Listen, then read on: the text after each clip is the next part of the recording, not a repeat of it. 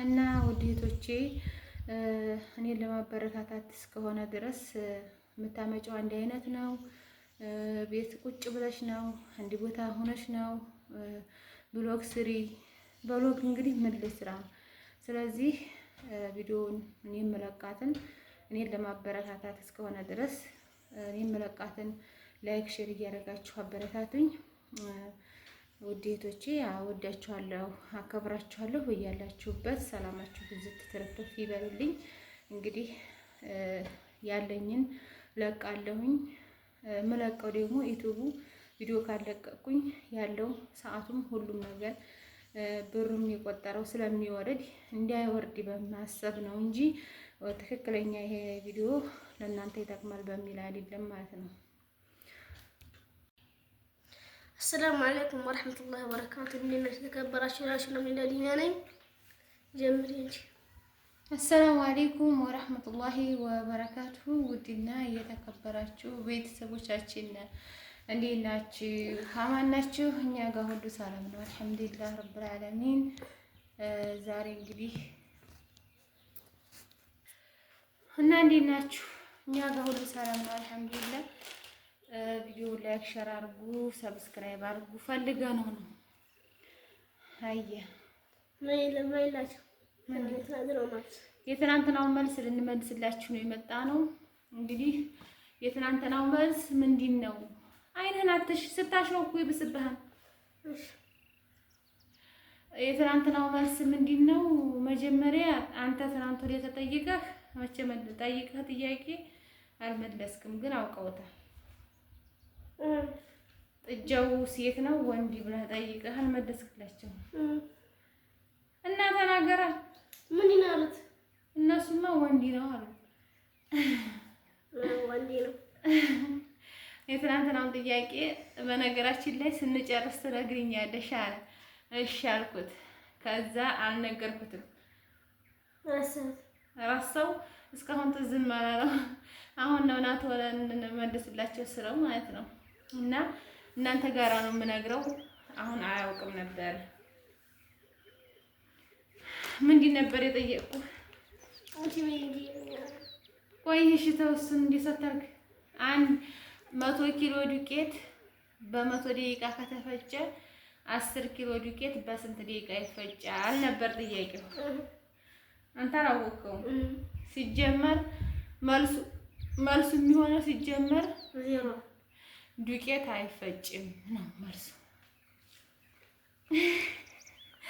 ስለዚህ አንዲት እህቴ አግኝተዋለች ኮሜንት ላይ ዱቄት ይፈጫል እንዴ ብላ መልሳለች።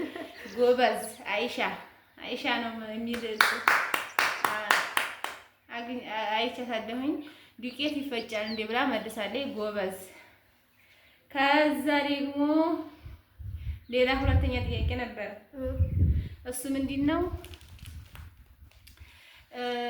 አንድ አባት ለወንድ ልጁ ለሴት ልጁ ቀሚስ ገዛ፣ ለወንድ ልጁ ሱሪ ገዛ። ለራሱ ምን ይግዛ? ቃላቱ ሽወዲያ ነው ብያችኋለሁ። ለራሱ ምን ይግዛ ብዬ ቆየ ጠየቅኩት። አብዛኞቻቸው አስቢዛ ያላለ፣ ጫማ ያላለ፣ ኮበርታ ነው ካፖርት ይግዛ ያላለ። እዚህም አንዲት ልጅ ስሟን በደንብ አላየሁትም እንጂ አግኝተዋለኝ። ቃላቱ ሽወዲያ እንደመሆኑ መጠን የሚሆነው መልሱ ምንድን ነው?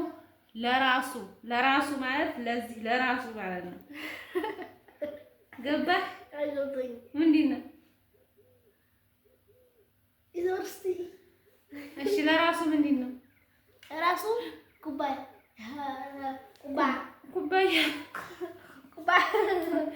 ኮፍያ ነው ለራሱ መግዛት ያለበት እና ለራሱ መግዛት ያለበት ኮፍያ ነበረ። እንግዲህ የጠየቅናችሁ ጥያቄ ይሄንን ይመስላል። ይሄን ይመስላል ማለት ነው። አይንህን አትነካካ። ስትነካካ ማራክሎ አላርጂክ አለበት ዝም ብላችሁ። እኔም ዲክም ብሎኛል ዛሬ ብታው የግዲ ነው እና ማን ይቀርቷል? ይሄው ነው አይደለም ማን ይቀርቷል? 3 ጥያቄ ጠየቅኩት። አትሊስ 2 እኮ ነው መለሽው። ለራሱ ምን ግዛ ቤት ይፈጫልሽ? 2 ሌላ እኮ የለም። ወልህል አንዴ አባት አልኩኝ፣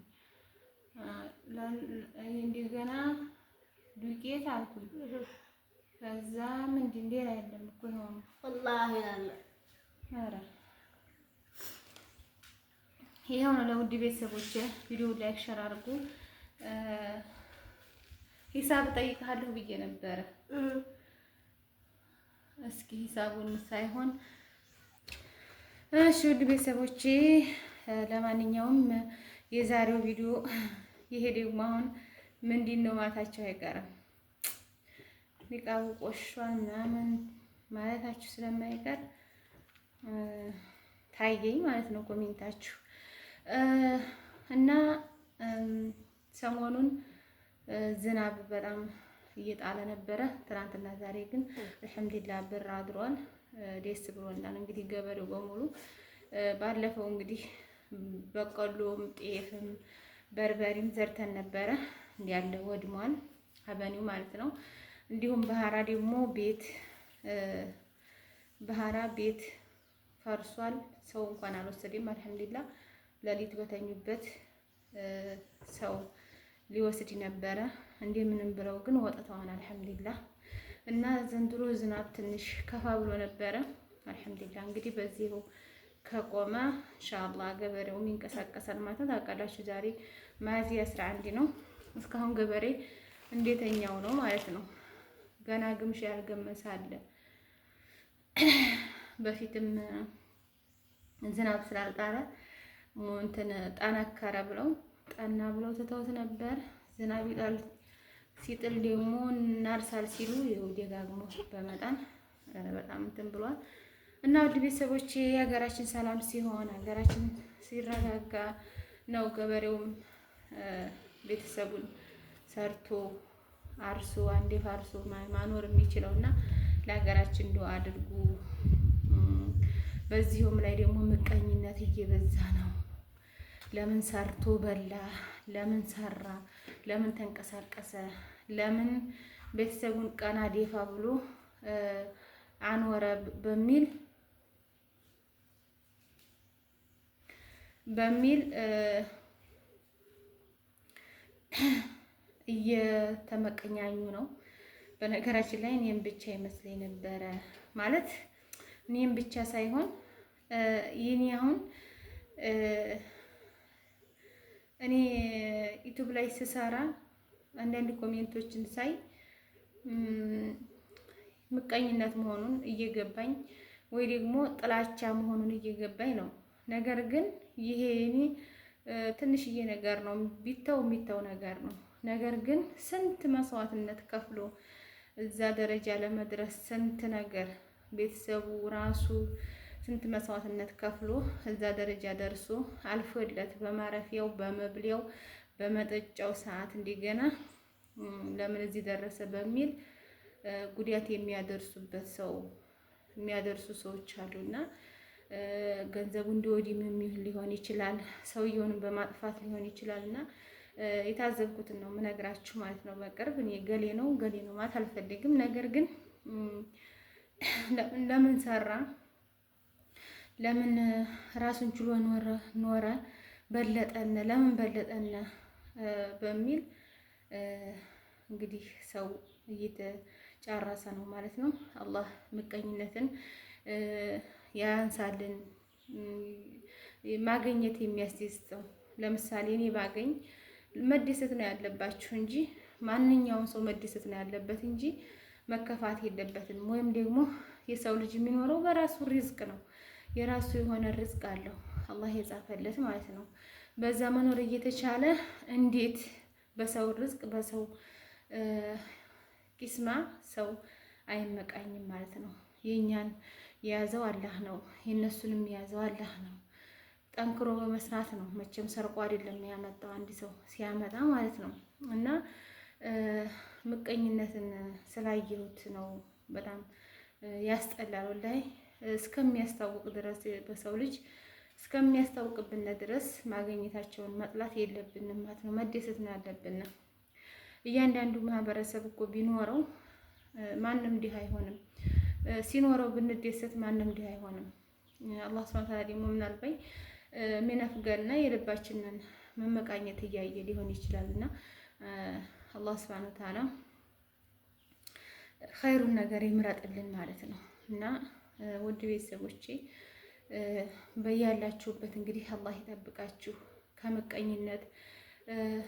ሱብሃንአላህ ዋናው ነገር የሰው ልጅ አኽላቅ ሲኖረው ነው እና ሙሉ ነው ማለት የሚቻለው ወይ ደግሞ የሰው ልጅ ባህሪያቱ ነው ከራሱም ጋር ከሰውም ጋር ከዓለምም ጋር ከማህበረሰቡ ጋራ አዋህዶ ማኖር የሚችለው ጸባይ ነው። ጸባይ የሌለው ሰው ደግሞ በጣም ዲሃ ማለት እንግዲህ ጸባይ የሌለው ሰው ነው ብዬ የማስበው ማለት ነው። ምክንያቱም ጸባይ የሌለው ሰው ምንጊዜም ቢሆን ከራሱም ጋር አይስማማ ከሰውም ጋር አይስማማ ማለት ነው እና ጸባያችንን ከዛሬ ከነገ ያለብንን ነገር ምናልባት ሰው ሊነግረን ይችላል ወይ ደግሞ ራሳችን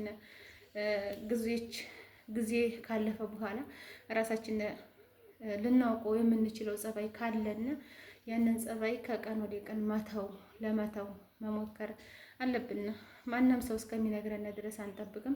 ማንም ሰው ደግሞ እኔ ጥሩ ነኝ ባይልም ወይም እኔ መጥፎ ነኝ ባይልም በራሳችን ያለውን ነገር እናውቃለን ማለት ነው። ውድ ቤተሰቦቼ እንግዲህ ያንን መተው ማስተካከል የራሳችን ፈንታ ነው ማለት ነው።